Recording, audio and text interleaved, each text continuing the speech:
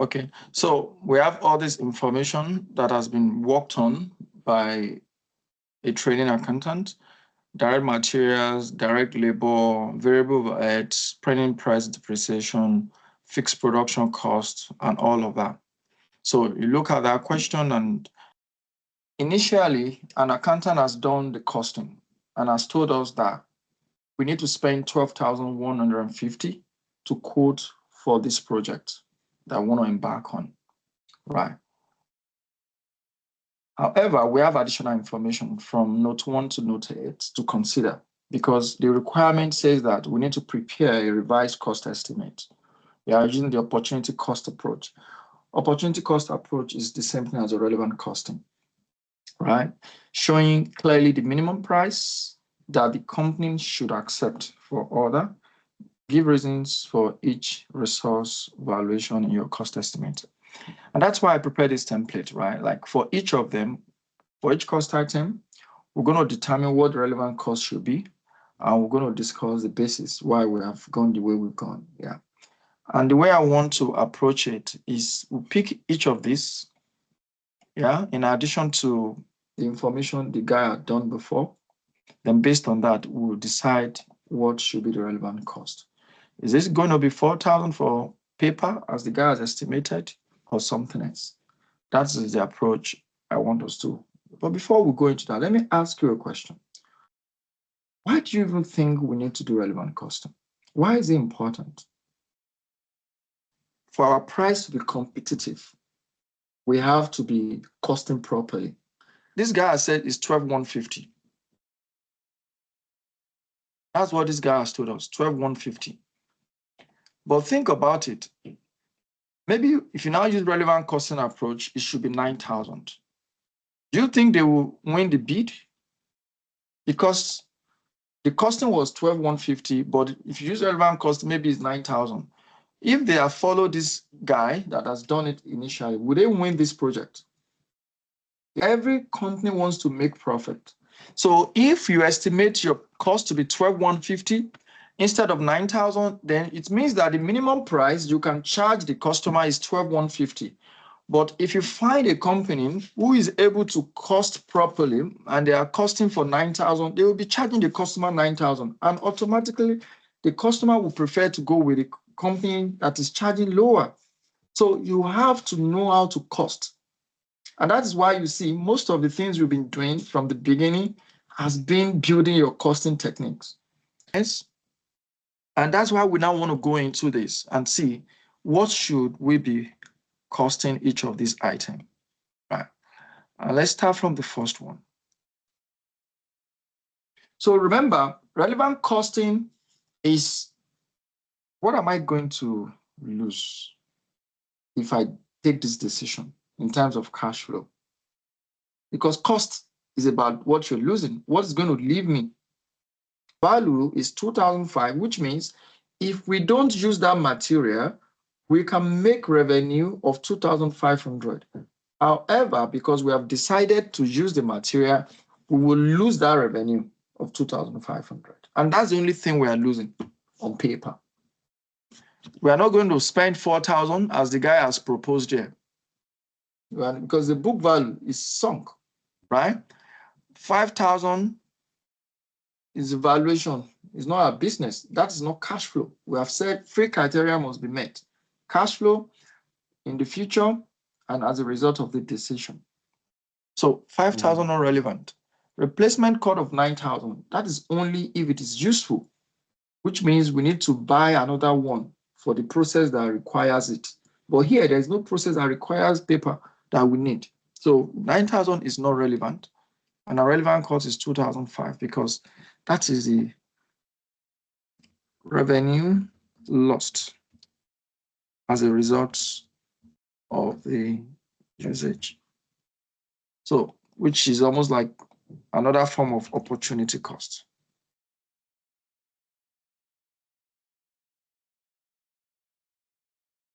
So we'll take number 2.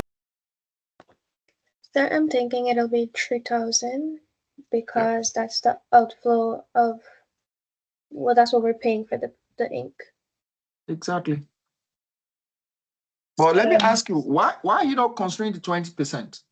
Who can tell me if the question had said the 20% that is not, being used can be sold for $200?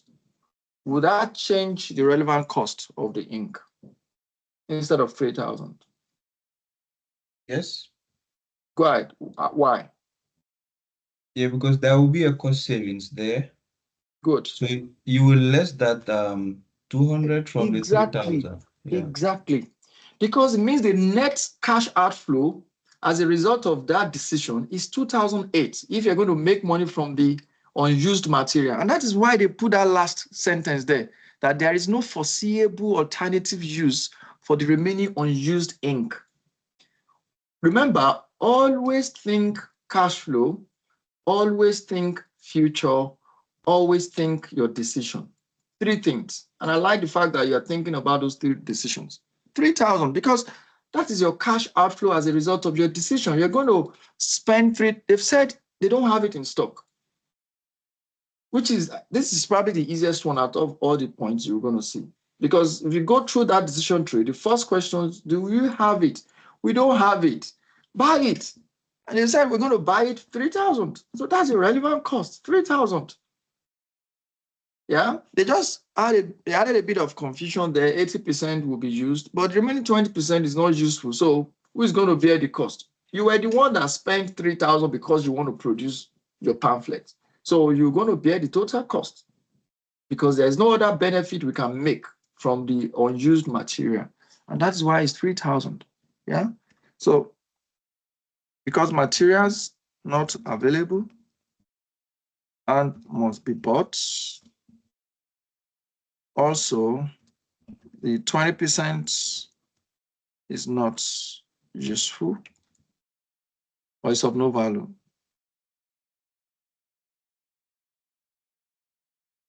Value recoverable.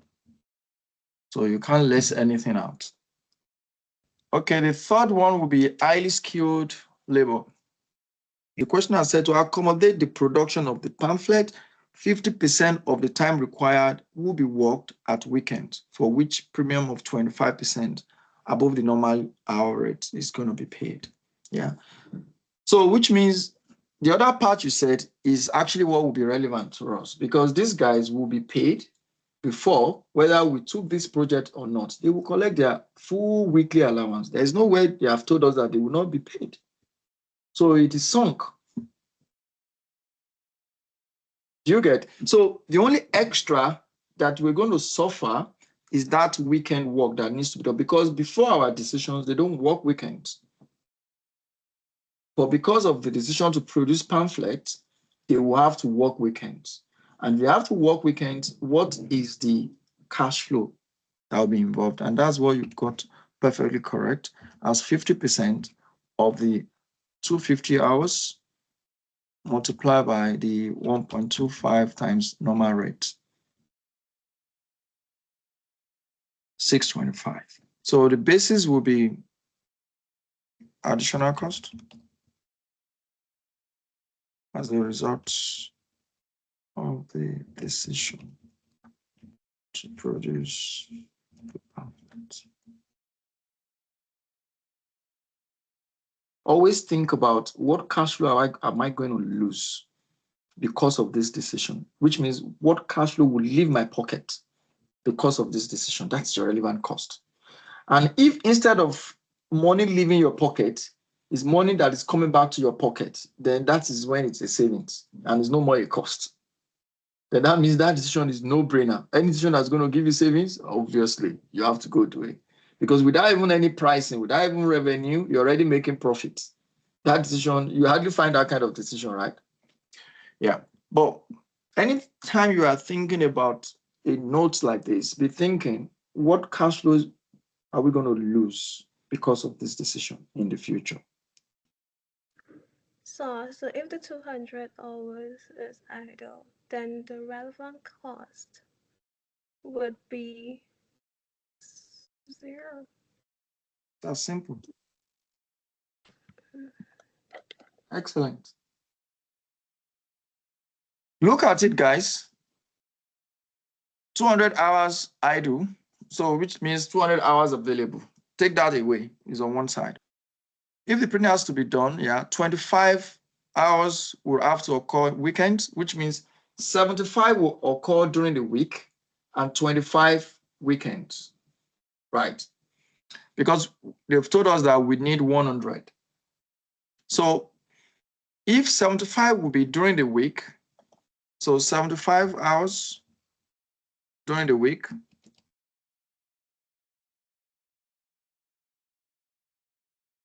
and 25 hours weekend. However, they now told us that the employees concerned would have to be given 2 hours time off during the week in lieu of each hour they work over the weekend. So how many hours are we going to lose in total over the week for this work? So this turned to 50 hours automatically. This 25 hours of work over the weekend will cost us 50 hours because we have to give them time off for 50 hours during the week. And they would have also done 75 hours. So invariably, out of these 200 hours that is idle, we will be spending 125 hours. So we've dealt with note 4. Note 5 is variable overheads.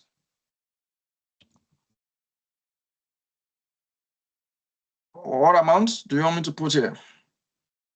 1400, the total. 1400. I agree with you. So it's an additional cost of operating the machine. Yes, sir. So which means if we don't operate the machine to produce the pamphlet, we're not going to incur this cost. So we are incurring because of the decision. This is 0 because 200 hours idle compare to 125 hours required. 75 plus 25 times 2. This question says that they can rent it out. However, if they don't rent it out, they will lose something. What they will lose, you got it perfectly correct. It's $3. That's the net cash flow of what they're going to lose. And this is an example where your contribution can be cash flow, as you can see. Like I always say, it's not always, but it can be. Because with this question, obviously there's a variable cost involved in renting that machine out. So that's why the net cash flow that we're losing is $3 per hour. The question is, how many hours are we going to lose? Which means how many hours will this machine not going to be available for renting? And how do you know? Look at the guys that are operating the machine, the labor guys. 250 and 100 hours, right? That is the total 350 hours. But these 250 hours, the direct labor, highly skilled guys, how are they working? 50%.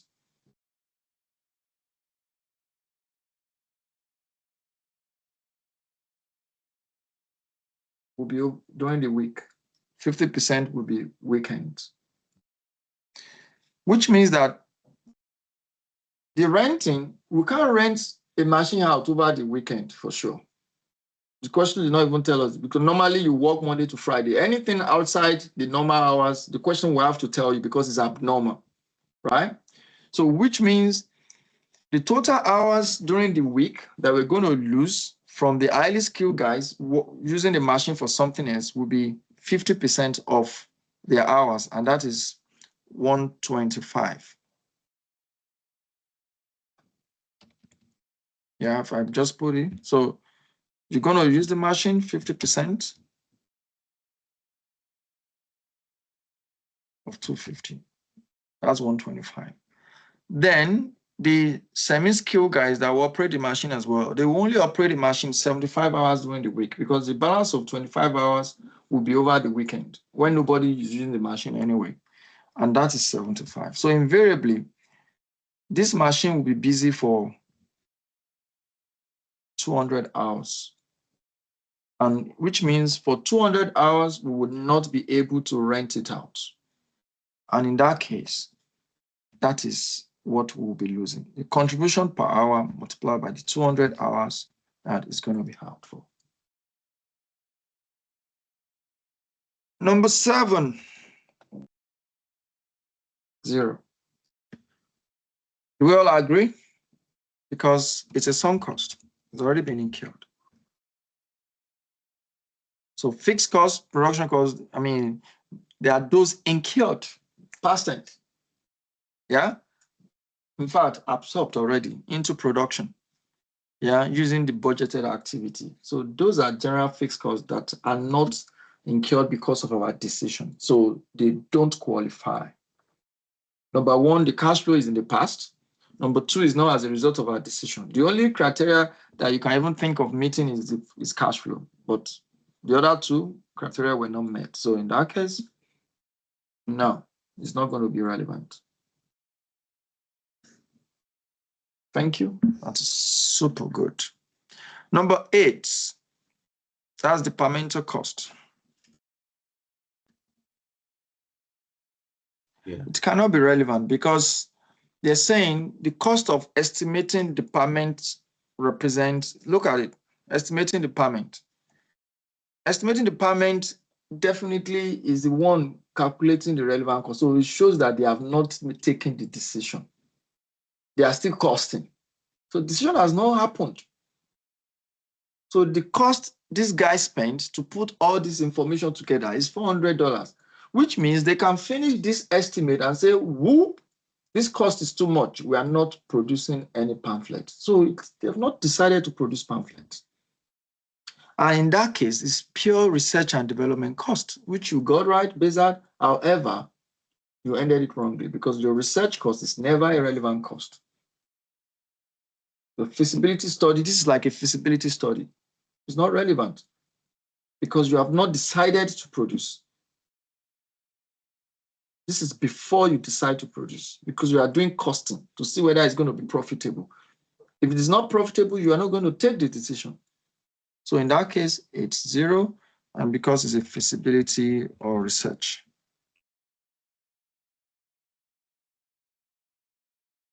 In total, how much will be costing? Let's see.